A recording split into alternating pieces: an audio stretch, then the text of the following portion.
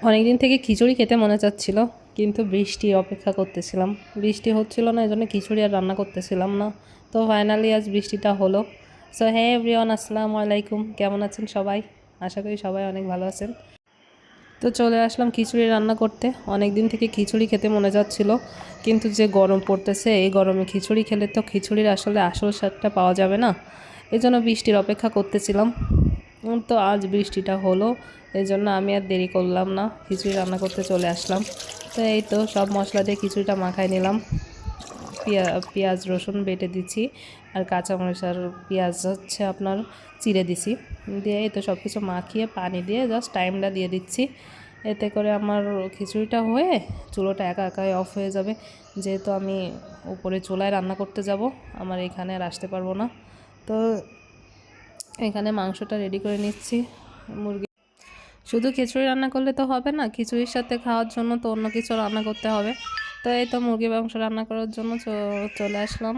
এতে সব মশলা দিয়ে দিচ্ছি, পেঁয়াজ রসুন হলুদ গুঁড়া। তো এই তো রসুন বাটা, আদা বাটা, ধনিয়া গুঁড়া, জিরা গুঁড়া, গরম মশলার গুঁড়া, ঝালের গুঁড়া সব কিছু দিয়ে মাখিয়ে যার চুলায় নিয়ে চলে আসলাম। চুলায় রান্না করব, যেহেতু মাংস আমি চুলায় বেশি রান্না করি। গ্যাসের চুলা বা কারেন্টের চুলার থেকে কাঠের চুলায় রান্না করলে মাংসটা বেশি স্বাদ হয়। এই জন্য আমি কাঠের চুলায় নিয়ে আসলাম। তো আমি পেঁয়াজটা একটু ভাজি করে মাখিয়ে রাখা মাংসটা দিয়ে দিলাম। মশলা মাখিয়ে মাংসটা রান্না করবেন, দেখবেন বেশি মজা লাগবে। তো আমি একটু ভালোভাবে পোড়া পোড়া করব, যেহেতু ব্রয়লার মুরগি, একটু পোড়া পোড়া হলে বেশি ভালো লাগবে। আর খিচুড়ির সাথে আমি একটু ভুনা ভুনা মাংসই খাই। তো এই আলু দিয়ে আর একটু কষিয়ে নিব।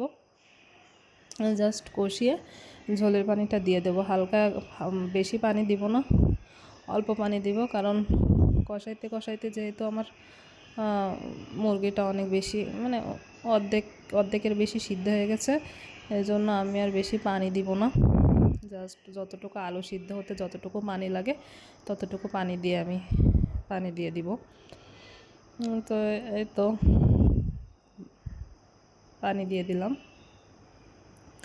তো এই তো চলে আসলাম, আমার মাংস রান্না শেষ, খিচুড়ি রান্না শেষ। তো এখন হচ্ছে গরম গরম খাওয়ার পালা। তো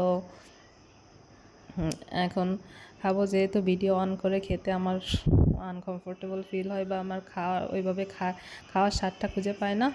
আপনাদের সাথে জাস্ট একটু শেয়ার করলাম। তো ভালো থাকবেন, সুস্থ থাকবেন, আল্লাহ হাফেজ।